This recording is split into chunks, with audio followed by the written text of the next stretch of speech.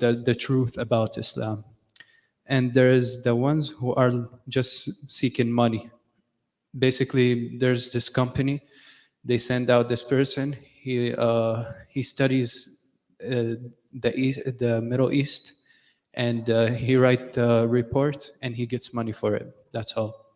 He doesn't have any, like, he doesn't have any feelings or anything for it.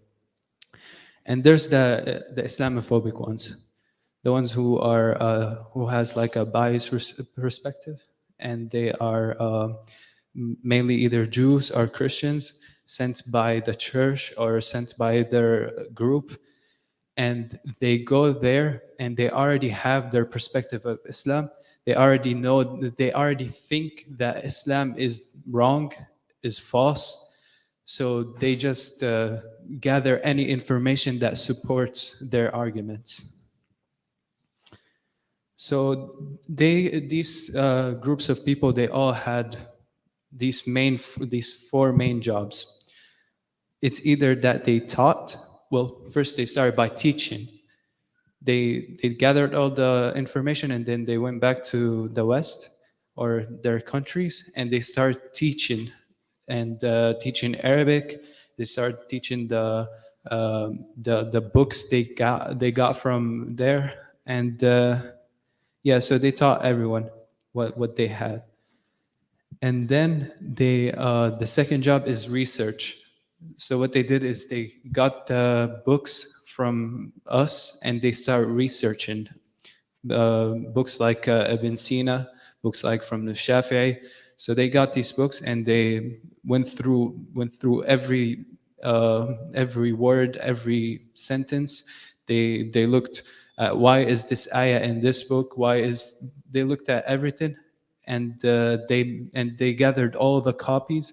Because, for example, let's say Ibn Sina had his students in front of him and they were all writing, and one of them just wrote the summary of the book.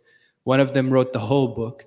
One of them added also the opinions of his friends around him. So they gathered all these copies and they made the best copy out of them. And then they had another job, which is translate. So what they did is, after gathering all these books, they translated to the Latin language. And most of the times, because of like their lack of knowledge in Arabic, and basically they didn't speak Arabic like us. Like, for example, me, sometimes I say words in English that I don't understand. I just sometimes just say them because I heard them. So they had the same thing, and they used to translate these books, and they had many mistakes. And some of them did it on purpose. They made these mistakes on purpose to make Islam look bad. And the last job they had is writing books about Islam, writing magazines about Islam, just writing about us in the Middle East. So some of them were fair. Some of them actually wrote about Islam, and they complimented Islam, and they complimented the Middle Easterns, and they complimented the Arab community. And some of them actually loved it so much they actually gone ahead and accepted Islam.